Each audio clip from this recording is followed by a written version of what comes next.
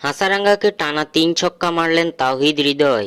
শঙ্কার মেঘ কাটিয়ে বুড়ো মাহমুদুল্লাহ বাঁচালো মান। টি-20 বিশ্বকাপে শ্রীলঙ্কার বিপক্ষে নিজেদের প্রথম ম্যাচে শ্বাসরুদ্ধকর জয় পেল বাংলাদেশ। এদিন শুরুতে টসে জিতে বোলিংয়ের সিদ্ধান্ত নেয় বাংলাদেশ। বল হাতে দারুণ পারফরমেন্স দেখিয়ে শ্রীলঙ্কাকে অল্প রানে আটকে দেয় মুস্তাফিজ রিশাদরা। ইনজুরি থেকে ফিরেই এদিন বল হাতে ঝলক দেখিয়েছেন তাসকিন আহমেদ। নির্ধারিত ২০ ওভার শেষে ৯ উইকেট হারিয়ে ১২৪ রানের সংগ্রহ পায় শ্রীলঙ্কা। লঙ্কানদের হয়ে ব্যাট হাতে সর্বোচ্চ ৪৭ রানের ইনিংস খেলেন পাথুম নিসাঙ্কা। টাইগারদের হয়ে বল হাতে ৩টি করে উইকেট শিকার করেছেন মুস্তাফিজুর রহমান ও রিশাদ হোসেন। এছাড়াও তাসকিন পেয়েছেন ২ উইকেটের দেখা।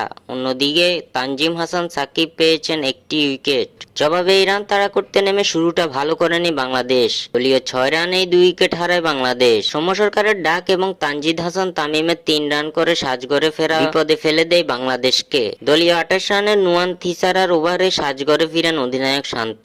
বাংলাদেশের টপ অর্ডারকে একাই ধসিয়ে দেন থিসারা। এমন সময় দলের হাল ধরেন লিটন দাস ও তাওহিদ হৃদয়। দুজন মিলে গড়েন ৬৩ রানের পার্টনারশিপ। ব্যাট হাতে মারকুটে ভঙ্গিতে খেলতে থাকা হৃদয় এদিন ওয়ানিন্দু হাসারাঙ্গার ওভারে মারেন টানা ৩ ছক্কা। ৪০ রানের টর্নেডো ইনিংস খেলা আউট হন তাওহিদ হৃদয়। হৃদয়ের আউটের পর একে একে সাজঘরে ফিরেন লিটন সাকিবরা। এরপর ম্যাচের ১৮তম ওভার করতে এসে নুয়ান থিসারা তুলে নেন ২ উইকেট। ৮ উইকেট হারিয়ে খাদের কিনারায় পড়ে বাংলাদেশ।